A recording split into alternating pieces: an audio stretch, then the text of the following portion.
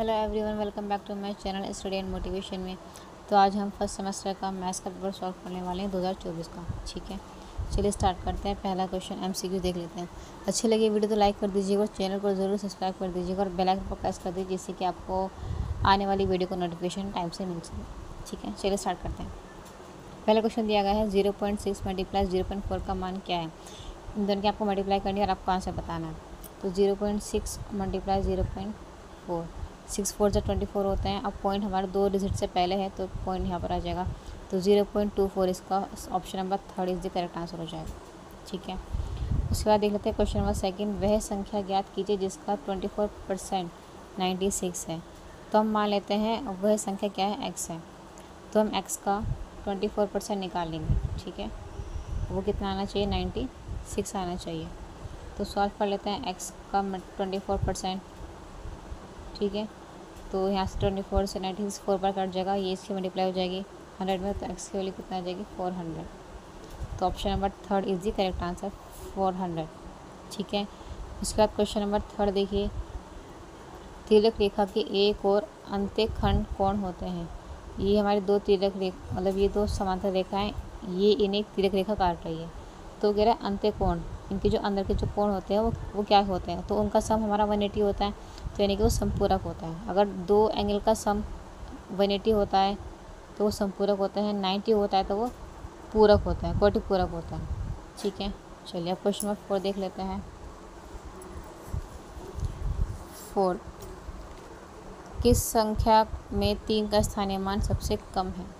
सबसे कम 3 का स्थानीय मान बताना है। ठीक है, देखिए इसमें यहाँ पर 3 का स्थानीय मान है तो ज़्यादा है, यहाँ पर 300 है, यहाँ पर 30 है, यहाँ पे 3 का स्थानीय मान 3 ही है। तो इसमें ऑप्शन नंबर 4 हो जाएगा 143। इसमें स्थानीय मान इसका 3 ही है, इसमें स्थानीय मान 30 है, इसमें स्थानीय मान 300 है और स्थानीय मान इसमें 30000 है। ठीक है, चलिए अब उसके बाद क्वेश्चन नंबर 5 देख लेते हैं। क्रमांक दो पूर्णांकों का अंतर होता है। लगातार अगर दो संख्या है और उनको हम माइनस करेंगे तो कितना आएगा, वो 0 आएगा। जैसे लगातार संख्या 5 और 6 है, 1 आएगा इसका आंसर। 5 और 6 है तो उनका माइनस करेंगे तो कितना आएगा, 1 आएगा। तो option number 2 is correct answer. अब देख लेते हैं बाकी क्वेश्चन वेरी शॉर्ट। ये तो MCQs थे जो हो चुके हैं। अब देख लेते हैं हम very short question. Very short question में पहला क्वेश्चन पूछा गया है 6th, रेखाखंड किसे कहते हैं। तो दो बिंदु के बीच की जो दूरी होता है ना, दो निश्चित बिंदु के बीच की दूरी वो क्या कहलाती है, हमें रेखाखंड कहलाती है। तो इसमें आप बना दीजिएगा लाइन और इसको नाम दे दीजिएगा AB। तो AB ये क्या है, हमारी रेखाखंड है। ठीक, उसके बाद क्वेश्चन नंबर 7 में मल्टीप्लाई करनी है -8 मल्टीप्लाई 75 मल्टीप्लाई 0। तो जब किसी की भी मल्टीप्लाई 0 में करते हैं तो इसका आंसर कितना आता है, 0 ही आता है। इसके बाद 8 क्वेश्चन है। मोहन एक माला बनाने में 1/3 मिनट का समय लेता है, लगातार 1 घंटे में कितनी माला बनाएगा। तो देखो 1 घंटे में 60 मिनट होती हैं और वो 1/3 मिनट का समय ले रहा है। तो जो माला बनेंगी हमारी वो बनेंगी हमारी 1 घंटे में 60 मिनट। तो 60 का हम 1/3 से डिवाइड कर देंगे। ठीक है, तो ये आ जाएगा हमारा 180। तो जो कुल मालाएँ बनेंगी वो 180 बनेंगी। ठीक है, उसके बाद क्वेश्चन नंबर 9 है। पटरी और प्रकार की सहायता से 60 डिग्री का कोण बनाना है। आपको स्केल से और कंपास से 60 डिग्री का एंगल बनाना है। वो आपको आता होगा बनाने के लिए। पहले ऐसे करते हैं, देन यहाँ पे रखा प्रकार को, यहाँ पे आर्क लगाया, यहाँ पे रखा, यहाँ पर आर्क लगाया, फिर यहाँ रखा, यहाँ, फिर यहाँ रखा, यहाँ। तो जो ये वाली लाइन जाती है 60 डिग्री के एंगल जाती है। तो आप बना लेंगे तो है। अब देखते हैं 10, 3 अंकों की सबसे बड़ी संख्या की उत्तरवर्ती संख्या बतानी है। तो 3 अंकों की सबसे बड़ी संख्या कौन सी होती है, 999 होती है, 999। तो उसका उत्तरवर्ती बताएं। उत्तरवर्ती में उसमें आपको 1 ऐड करना है, तो यह आ जाएगा 1000। ठीक है, चलिए उसके बाद 11th है। 117 की दो संख्याओं के गुणा के रूप में व्यक्त कीजिए जिसमें से एक संख्या 13 है। मतलब आपको बताने की ऐसी कौन सी संख्या है जिनका मल्टीप्लाई करने पर 117 आता है। तो एक तो उसने बताई दी है। ठीक है, तो दूसरी संख्या क्या हो जाएगी, 9, क्योंकि 13 निम्न 17 होता है। तो 9 इसका सेकंड आंसर हो जाएगा, दूसरी संख्या। ठीक है, इसके बाद शॉर्ट क्वेश्चन दिए गए हैं। शॉर्ट क्वेश्चन देख लीजिए। एक बगीचे की लंबाई 115 मीटर है, चौड़ाई 45 मीटर है। तो बगीचे के चारों ओर घेरने में कितना मीटर तार की आवश्यकता पड़ी। तो चारों ओर की बात कर रहे हैं तो उसमें पैरामीटर निकालना है, परिमाप निकालना है। तो परिमाप में क्या होता है 2 × L+B। सॉल्व कर लेंगे, आंसर आ जाएगा। भुजाओं के आधार पर त्रिभुजों का वर्गीकरण कीजिए। तुम्हारी जो भुजाओं के आधार पर बताना है, तो भुजाओं के आधार पर समबाहु त्रिभुज, विषमबाहु त्रिभुज और समबाहु, समद्विबाहु और विषमबाहु, 3 प्रकार की त्रिभुज होते हैं, है ना। अब उसके बाद 14 क्वेश्चन देख लीजिए। एक दुकानदार ने 1500 का कोट 25% की छूट पर बेचा है।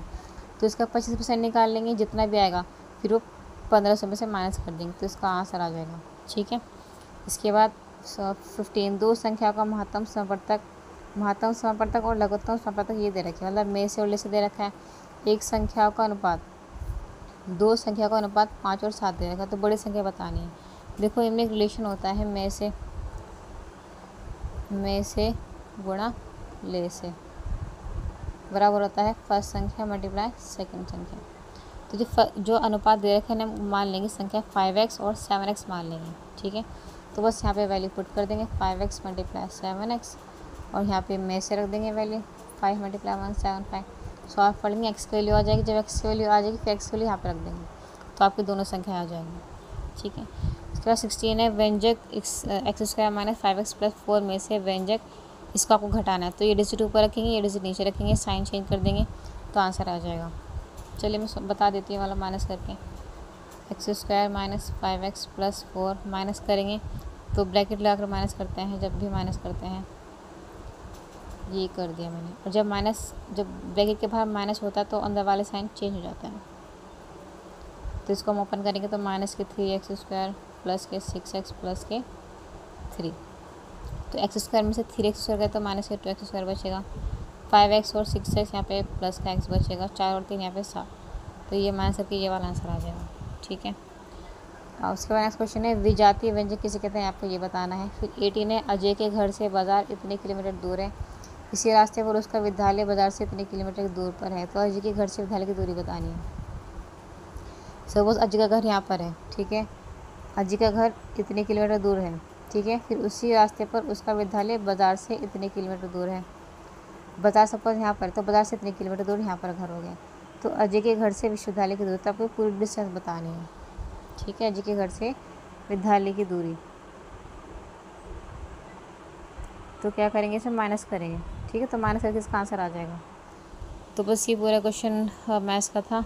अच्छी लगी हो लाइक कर दीजिएगा और चैनल को जरूर सब्सक्राइब कर दीजिएगा। Thank you so much.